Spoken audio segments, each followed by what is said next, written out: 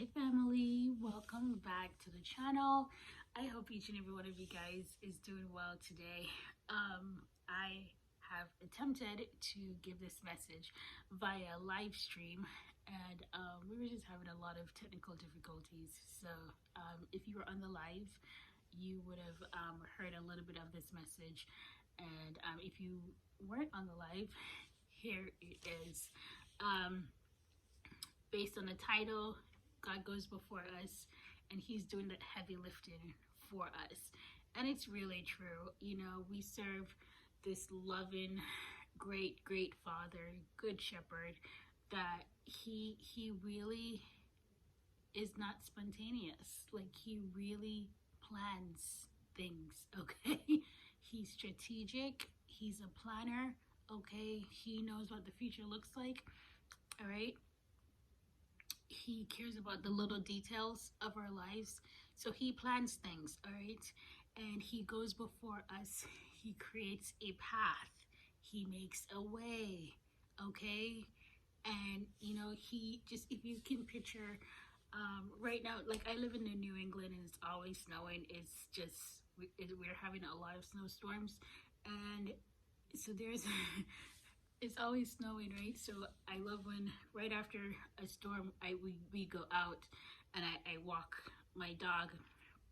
There's no path and he has like really little legs. He can't really be doing a lot of jumping in like 3 feet of snow, right? So what I do is I go and I like make a path with my feet, and you know, and I make a path and I make a path and I make a long path. And I love how my dog, he like waits. He waits until I make the path, and then he like goes on the path, and he only stays on the path. That's what God does, right?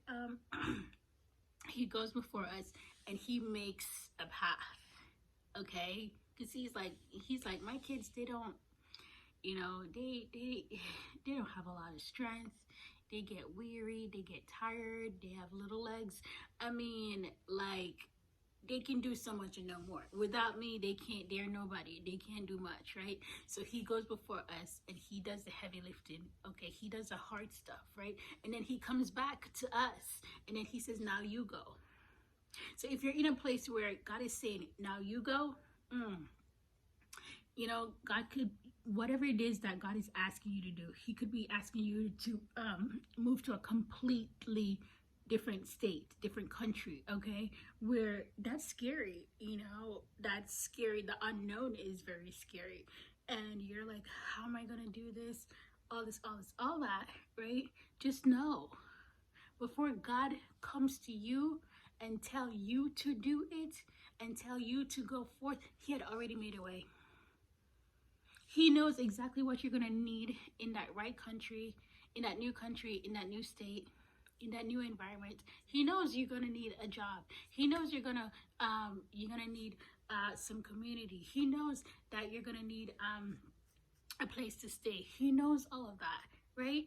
And God will speak to the hearts, and he will speak to the spirit of people, the people who's in charge of giving you a job, HR personnel, right? The person doing the interview, okay? He might speak to the hearts of that person, and it may be a job that you may not even be fully qualified, okay? But God is telling you, go apply there. And you're like, no, but I don't have this and I don't have that. Go apply. Because by the time God tells you to go apply, he had already made a way. He had already spoken to the spirit of whoever he needs to speak to. By the time God asked you to go forth, he had went before you, laid out the plans, prepared the way, made a path, and then he comes back and then he tells you, you go. God is a planner. He doesn't just tell you to go when there's no path that has been made, right? In Deuteronomy 30:31 verse 8, it says, the Lord himself goes before you and will be with you. He will never leave you nor forsake you. Do not be afraid. Do not be discouraged. Let's read that again. The Lord himself goes before you and will be with you. He will never leave you nor forsake you. Do not be afraid. Do not be discouraged. I mean, like, if this doesn't, like, bring you lots of comfort, I don't know what will, okay? To know that God just goes before you and do the heavy lifting. And honestly, for those of you guys who are not parents yet, you have a desire to become a parent, you will understand God so much more. You will understand him so much more as God the Father when you become parents. Because myself, who's a parent, like, I don't give my kid the hard stuff. I give them the easy stuff. For example, if it's washing the dishes, you're not gonna, as a parent, you'd wash the pots, right, with all the grimes and the heavy stuff, and then you give them the simple things to wash, right? And that's what we do as human parents. You know, we don't give our kids the hard stuff because they don't have the energy and the strength, and you know how their attention span is like 2 minutes. I mean, so we give them the easy stuff. We do the hard stuff. We give them the easy stuff because we want them to participate. So it's the same way God wants you to participate in this thing called life. So, but he goes before you. He does the heavy lifting. He does the hard work, and then he says, "Now you do it." All right.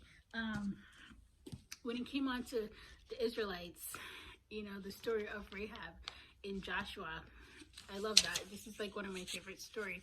But Joshua 2 verse 8, it says, before the spies lay down for the night, she went up on the roof, and she, meaning Rahab, right?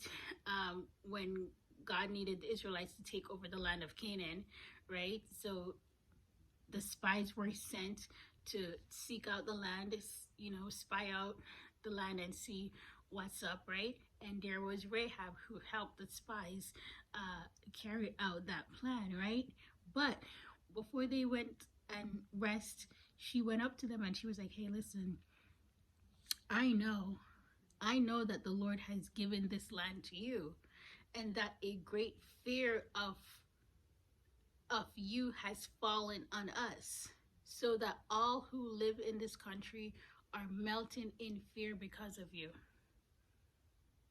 Okay, that is one way that God goes before us. Okay, in verse 10 it says, we have heard how the Lord dried up the water of the Red Sea for you when you came out of Egypt, and what you did in Sihon and Og, the two kings of the Amorites east of the Jordan, whom you completely destroyed.